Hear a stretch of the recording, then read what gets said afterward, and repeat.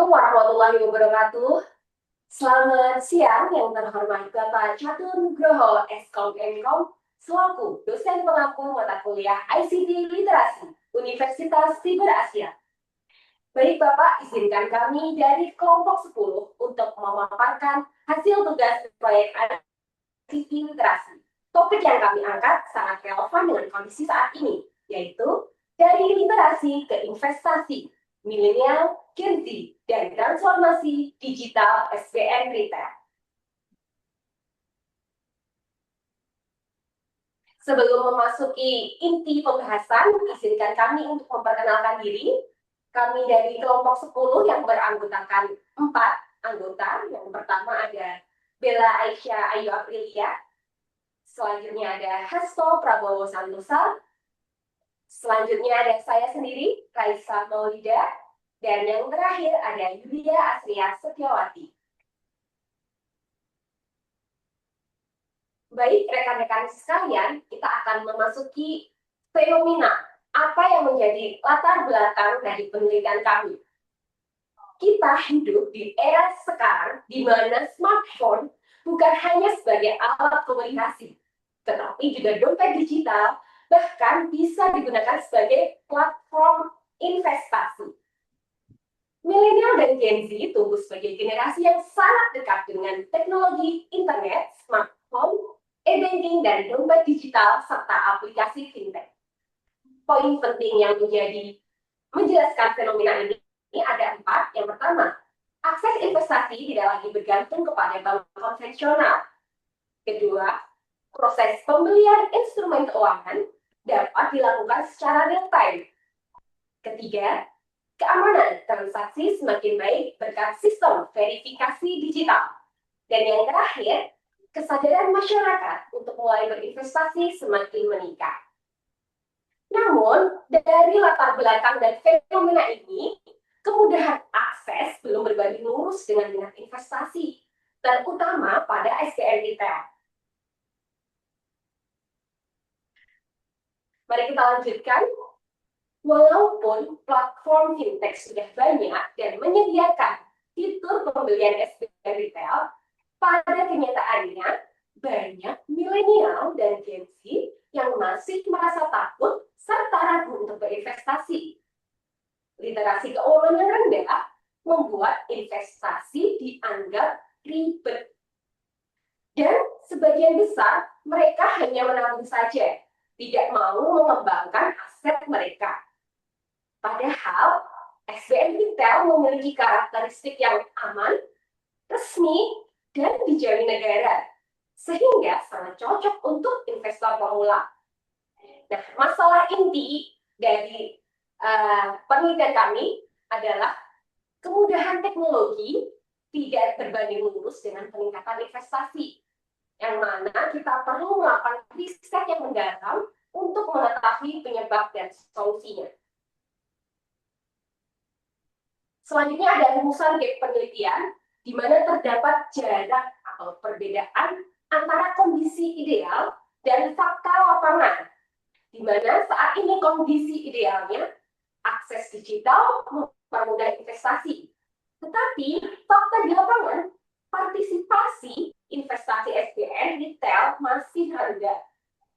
Kemudian kondisi ideal yang kedua, fintech menjadi alat edukasi finansial. Fakta yang ada di lapangan, literasi keuangan masih minim. Dan yang ketiga, kondisi idealnya adalah generasi muda paham teknologi. Tetapi fakta di lapangan, tidak semuanya memahami risiko dan manfaat investasi.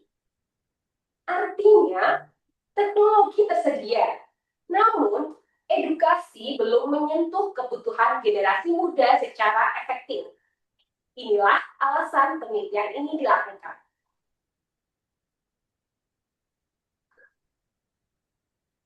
Nah, baik rekan-rekan, berikut adalah tujuan penelitian. Ada 4 poin utama. Yang pertama, bagaimana literasi finansial dapat mempengaruhi minat investasi milenial dan Gen Z. Kedua, sejauh mana fintech berperan dalam mengedukasi calon investor SBN retail. Yang ketiga, faktor apa saja yang mendorong atau menghambat keinginan generasi muda untuk berinvestasi? Dan yang terakhir adalah bagaimana digitalisasi dapat menjembatani antara literasi dan keputusan investasi. Sehingga output akhir penelitian ini diharapkan mendorong percepatan pertumbuhan investor muda SBN retail di Indonesia. Selanjutnya akan dipaparkan oleh teman saya, yaitu Mbak Bella. Kepada Mbak Bella kami persilakan.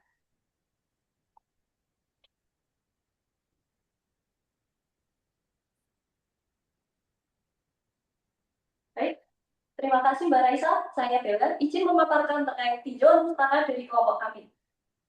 Di era yang serba digital dan praktis dan cepat ini, financial technology menghadirkan sistem keuangan yang cepat, transparan, dan mudah diakses.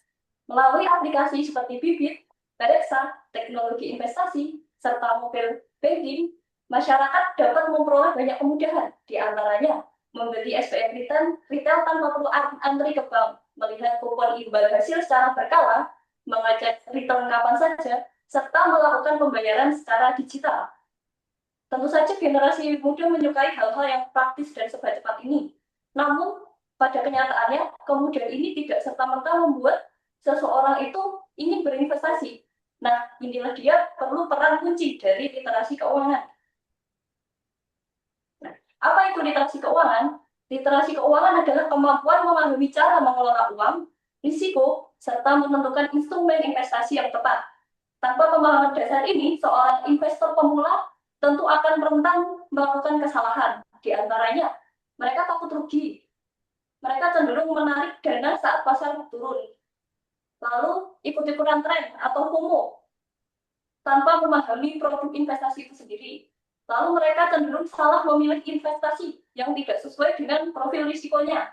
Dan yang paling fatal, tidak mampu membedakan produk investasi atau platform investasi yang legal maupun yang ilegal. Peneliti terdahulu membuktikan bahwa literasi keuangan mempengaruhi minat investasi secara signifikan, terutama bagi pengguna fintech. Jadi mungkin kalau diibaratkan, fintech ini seperti alatnya, sedangkan literasi keuangan ini seperti panduannya. Selain literasi, minat seseorang untuk berinvestasi itu juga dipengaruhi sikap dan persepsi terhadap platform digital. Di antaranya, persepsi kemudahan penggunaan, tingkat keamanan aplikasi, kepercayaan terhadap platform digital, serta gaya hidup dan kebutuhan finansial. Apabila responden merasa aplikasi mudah, aman, dan menguntungkan, maka minat investasi akan meningkat. Begitu pula sebaliknya. Jika fitur edukasi tidak menarik atau sulit dipahami, investor pemula cenderung memilih untuk menghindar. Nah, berdasarkan hasil tinjauan pustaka di kelompok kami mencoba merumuskan kerangka penelitian untuk menyelesaikan solusi tersebut. Nah, berikut adalah roadmap penelitian kami. Kondisi saat ini menunjukkan financial teknologi itu meningkatkan inklusi keuangan dan akses investasi yang menjadi lebih mudah. Namun, terdapat kesenjangan masalah. Faktanya, partisipasi investasi, khususnya pada SBN retail itu masih rendah. Seperti yang kami jelaskan sebelumnya, hal ini disebabkan literasi yang masih kurang. Milestone penelitian kami antara lain mengembangkan pemahaman literasi keuangan digital, mengukur efektivitas fintech sebagai media edukasi investasi, serta merumuskan strategi yang konkret untuk meningkatkan minat generasi muda. Output atau hasil akhir yang ingin kelompok kami capai adalah menemukan model edukasi investasi digital yang dapat diimplementasikan melalui fintech. Untuk mencapai tujuan tersebut, metode yang kami gunakan adalah metode penelitian kuantitatif deskriptif yang dikombinasikan dengan analisis statistik. Tahapnya, tim kelompok kami membuat survei yang kemudian kami sebarkan secara online dengan responden milenial dan Gen Z. Lalu kami menggunakan teknik sampel per positive sampling, minimal responden target 50 orang. Survei ini berisi kuesioner berskala 1-5 dan berisi 3 variabel utama, di antaranya literasi digital, persepsi fintech, dan minat investasi.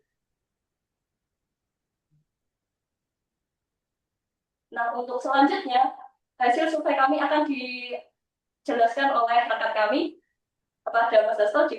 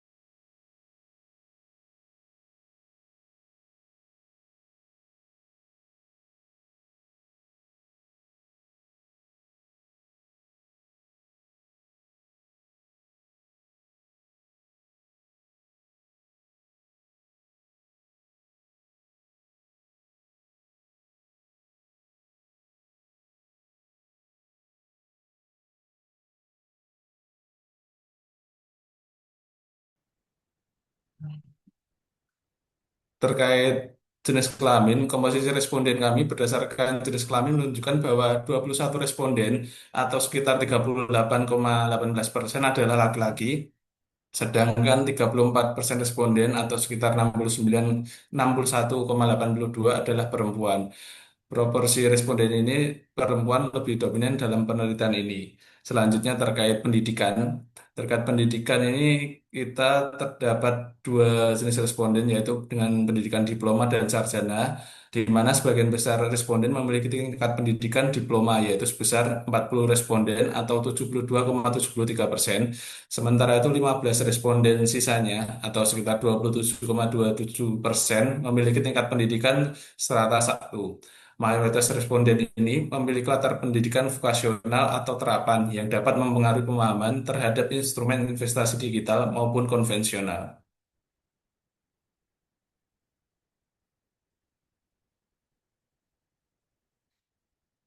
Selanjutnya terkait statistik deskriptif responden survei, yaitu terkait penggunaan platform fintech digital.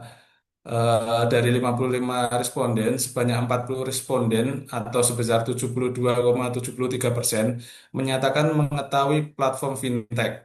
Jadi kebanyakan di sini para responden mengetahui apa itu platform fintech dan sejenisnya. Sedangkan 15 responden atau sekitar 27% menyatakan tidak mengetahui platform fintech.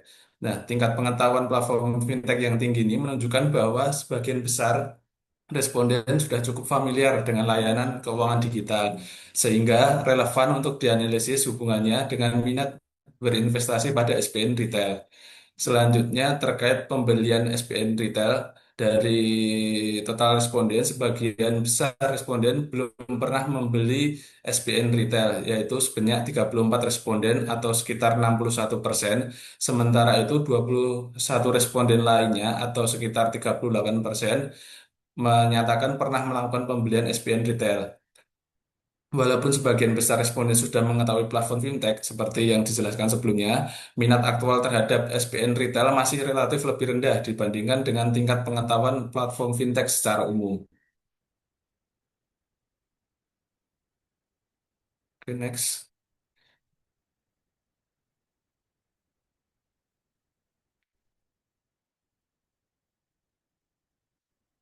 Nah, dalam survei yang kami lakukan, beberapa variabel yang kita analisis itu sebagai berikut, yaitu ada empat variabel. Yang pertama terkait dengan literasi keuangan digital, di mana pengetahuan dasar finansial, risiko investasi, pengetahuan return, inflasi, keamanan aset, kita teliti di situ. Jadi berdasarkan hasil survei yang telah kami lakukan, itu menyatakan bahwa dari semua responden itu rata-rata dari skala 1 sampai 5 itu berada di angka 4,13 atau tergolong tinggi terkait dengan literasi keuangan digital ini. Selanjutnya, yang kedua, variabel persepsi terhadap fintech, yaitu terkait dengan kemudahan penggunaan, UI UX, aplikasi, keamanan, kecepatan transaksi, dan biaya layanan terhadap aplikasi fintech tersebut. Hasil survei yang kami lakukan menunjukkan nilai rata-rata sebesar 4,08 yang digolongkan juga termasuk tinggi. Selanjutnya, variabel terkait minat investasi SPN retail, yaitu terkait seberapa besar ketertarikan generasi muda membeli SPN retail sebagai instrumen investasi jangka panjang atau pendek. Berdasarkan hasil survei, kita dapat nilai rata-rata 3,86, di mana itu menunjukkan hasil yang cukup tinggi. Yang terakhir, yaitu variabel faktor pendorong dan penghambat.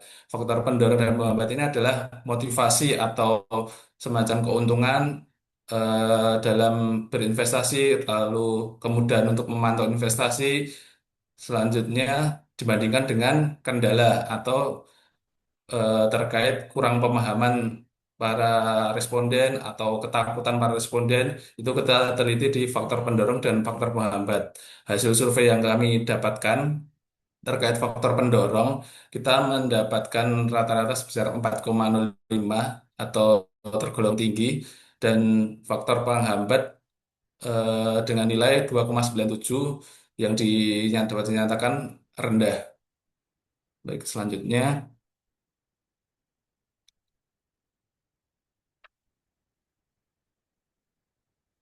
Untuk kesimpulan dari survei yang telah kami lakukan, dari total responden 55 orang dengan usia 20 sampai 28 tahun atau Gen Z tadi sebesar 61,82%. Selanjutnya terkait generasi tadi sesuai dengan usia yaitu yang terbesar merupakan Gen Z daripada kelompok generasi milenial yaitu sebesar 60%. Selanjutnya terkait jenis kelamin, responden perempuan memegang lebih banyak sebesar 61,82%. Selanjutnya terkait pendidikan, pendidikan terbanyak adalah diploma sebanyak 72,73%. Terkait dengan penggunaan fintech, pengguna fintech tergolong dari hasil dari responden cukup tinggi, yaitu sebesar 72,73%. Tetapi dari pembelian SBN retail, hasil yang kita dapatkan pembeli SBN retail masih sedikit atau sebesar 38,18%. Selanjutnya untuk penjelasan berikutnya akan dijelaskan oleh Mbak Yulia. Monggo silahkan. Baik, terima kasih atas waktunya, Mas Hasto. Eh, Perkenalkan, nama saya Yulia Asriasyawati. Selanjutnya, saya akan menjelaskan terkait hasil survei dengan kaitannya data dari DJBPR. Jadi berdasarkan data dari Direktorat Jenderal Pengelolaan Pembiayaan dan Risiko yang telah kami kumpulkan, terdapat 11 seri SBN retail dari tahun 2024 hingga 2025, di antaranya seri SR, SBR, ST, dan ORI yang mencakup jumlah investor baru, investor milenial, dan investor Gen Z. Eh, dengan catatan pada sebagian besar seri, DJBPR tidak menyediakan data investor Gen Z. Jadi dari tabel yang tertampil berikut dapat dilihat bahwa jumlah tertinggi terdapat pada seri ORI 2000, ORI 27 pada tahun 2025 dan ST014 di tahun 2025 juga, dan yang nilai tertinggi di ORI 26 dengan tenor 6 tahun di tahun 2024 sebesar 2000. Secara umum, seri ORI dan ST ini lebih banyak menarik investor baru dibanding seri SBR atau SR. Dari tingginya investor baru ini menandakan bahwa banyak masyarakat baru pertama kali mencoba investasi SBN retail yang selaras dengan latar belakang tadi bahwa tren digitalisasi investasi melalui vintage ini cukup sedang tren. Dan kesimpulannya, tren di JPPR ini mengkonfirmasi bahwa minat SBN retail memang digerakkan oleh generasi digital yaitu milenial dan Gen Z. Next. Kemudian interpretasi variabel penelitian dengan data dari DJPPR ini, yang pertama yaitu variabel literasi keuangan digital dengan nilai rata-rata 4,13 yaitu tergolong tinggi.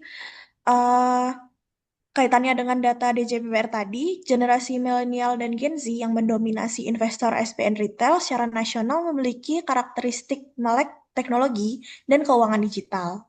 Tingginya literasi digital responden mendukung pola bahwa kelompok ini memang paling siap memanfaatkan platform vintage untuk membeli SBN. Kesimpulan yang kami dapat, hasil kuesioner ini konsisten dengan perilaku investor nasional, yaitu semakin tinggi literasi digital, maka semakin tinggi pula potensi untuk membeli SBN. Kemudian yang kedua, yaitu variabel persepsi terhadap platform vintage dengan nilai rata-rata 4,08, yaitu cukup tinggi. Responden memiliki persepsi sangat baik terhadap vintage, terutama sebagai media transaksi yang mudah, cepat, dan aman. Kaitannya dengan data di JPPR tadi, sebagian besar transaksi SBN retail dilakukan melalui mitra distribusi vintage seperti Bareksa, Bibit, Peluang, Tanam Duit, atau bahkan dari e-banking juga. Tingginya jumlah investor milenial dan Gen Z ini menunjukkan preferensi kuat pada pembelian secara digital. Kesimpulan yang kami dapat, persepsi terhadap platform vintage yang positif mendukung tingginya jumlah investor SBN retail di kelompok usia muda, terutama di generasi milenial dan Gen Z. Selanjutnya, variabel minat terhadap investasi SBN retail dengan nilai rata-rata 3,86, yaitu cukup tinggi. Nilai ini mendekati 4, menunjukkan bahwa responden memiliki cukup minat tetapi belum setinggi literasi atau persepsi, yaitu di angka 4 tadi. Kemudian dengan data DJPBR kaitannya, walau responden memiliki literasi dan persepsi vintage tinggi, minat investasinya belum sebesar angka nasional. Misalnya ST 14 mencapai 84.175 investor. Ini mengindikasikan adanya minat laten untuk tertarik tetapi belum membeli. Hal ini terlihat juga dalam data responden bahwa sebesar 61,82% responden belum pernah membeli SBN retail. Kesimpulan yang kami dapat, minatnya cukup tinggi, tetapi masih terdapat gap antara minat dengan keputusan investasi. Kemudian, interpretasi variabel selanjutnya yaitu faktor pendorong investasi SBN retail. Eh, nilai rata-ratanya 4,05, yaitu tergolong tinggi dengan faktor pendorong seperti imbal hasil yang menarik, promo, dan investasinya yang dijamin negara sehingga lebih aman. Kemudian edukasi vintage dan pembelian yang mudah melalui platform vintage dianggap sangat kuat oleh responden untuk mendorong investasi pada SBN retail. Kemudian kaitannya dengan data di JPPR, kenaikan signifikan investor baru di setiap penerbitan seri SBN ini menunjukkan bahwa peran besar faktor-faktor ini dalam menarik investor pemula. Sehingga dapat disimpulkan bahwa pendorong investasi pada SBN retail ini sangat kuat dan sejalan dengan alasan masyarakat nasional untuk membeli SBN retail. Kemudian faktor yang terakhir yaitu faktor penghambat investasi SBN retail. Nilai rata-ratanya 2,97 dari skala 5, yaitu tergolong cukup rendah. Faktor-faktor penghambatnya ini seperti apa? Seperti pemahaman cara kerja SBN retail, risiko investasi, ketakutan akan penyalahgunaan data pribadi, terus kurang modal, atau kebutuhan waktu untuk mempelajari investasi itu kurang, atau bahkan ragu dengan keamanan SBN retail sendiri. Kemudian prioritas investasi ini dinilai belum termasuk prioritas tinggi sehingga termasuk faktor penghambat untuk belum investasi SBN terlebih dahulu. Kemudian kaitannya dengan data di JPPR, dari data nasional yang diperlihatkan, semakin sedikit hambatan administratif, maka semakin sedikit juga dengan seiring digitalisasi pembelian SBN. Dengan kesimpulan, semakin rendah hambatan, maka semakin mudah investor baru untuk masuk atau berminat untuk berinvestasi di SBN retail. Kemudian integrasi keseluruhan dari data DJPPR dan hasil survei yang telah kami sebarkan, terdapat 4 poin. Yang pertama, investasi SBN retail banyak dilakukan oleh generasi milenial dan Gen Z, yaitu konsisten dengan karakteristik responden. Kemudian yang kedua, literasi digital dan persepsi vintage responden sangat tinggi. Hal ini mendukung bahwa investor muda nasional nyaman bertransaksi secara digital. Kemudian yang ketiga, minat responden cukup tinggi tetapi belum setinggi tingkat literasi. Hal ini mirip dengan tren nasional di mana investor baru terus bertambah, namun tidak semua pengguna vintage membeli SBN. Kemudian yang terakhir, faktor pendorong sangat kuat dengan faktor penghambatan relatif rendah. Hal ini konsisten dengan data bahwa SBN retail menjadi instrumen populer bagi investor pemula. Kemudian kesimpulan umum berdasarkan penelitian yang telah kami lakukan, juga berdasarkan integrasi dari data DJPPR dengan hasil survei. Yang pertama, generasi muda yaitu Gen milenial dan Gen Z merupakan faktor utama peningkatan jumlah investor SBN retail. Kemudian yang kedua, responden menunjukkan karakteristik yang sangat selaras dengan tren nasional, yaitu literasi digitalnya tinggi, persepsi vintage-nya positif, faktor hambatan untuk berinvestasi rendah, namun faktor pendorongnya kuat. Kemudian yang terakhir yaitu minat investasi sudah cukup tinggi, namun perlu edukasi lanjutan untuk meningkatkan minat berinvestasi sehingga dapat eh, membuktikan pembelian nyata pada SBN Retail. Selanjutnya saya kembalikan kepada Mbak Raisa. Terima kasih, Mbak Yulia. Baik, rekan-rekan, selanjutnya adalah alur penelitian, di mana ada 6 tahapan yang akan kami lakukan sesuai dengan proposal yang telah kami kirimkan sebelumnya. Yang pertama ada studi literatur, yaitu mengidentifikasi teori dan jurnal terkait fintech serta investasi yang sudah kita lakukan bulan Oktober 2025.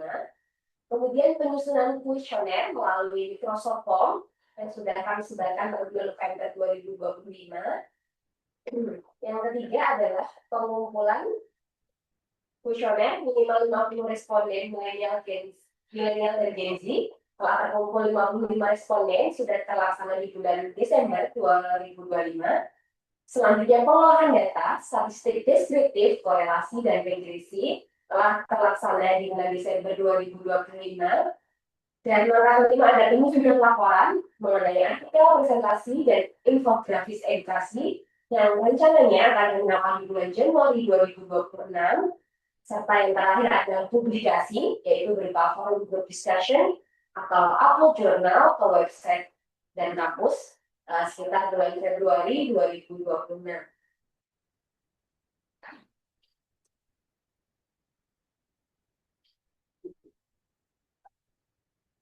Kemudian output penelitian yang diharapkan ada 3. Yang pertama ada artikel ilmiah yang dapat dipublikasikan di jurnal digital untuk meningkatkan nilai akademik. Yang kedua ada infografis edukasi dirancang agar generasi muda bisa memahami manfaat SBN Retail secara visual dan menarik. Dan yang terakhir adalah presentasi dan diskusi untuk memaparkan hasil penelitian kepada dosen, mahasiswa, serta audiens luas. Semua output bersifat aplikatif, bukan hanya teori, tetapi bisa digunakan dalam literasi masyarakat. Baik, Bapak Ibu, serta rekan-rekan semuanya, sekian presentasi dari kelompok 10 mata kuliah ICT Literasi kelas MJ 110. Terima kasih. Wassalamualaikum warahmatullahi wabarakatuh.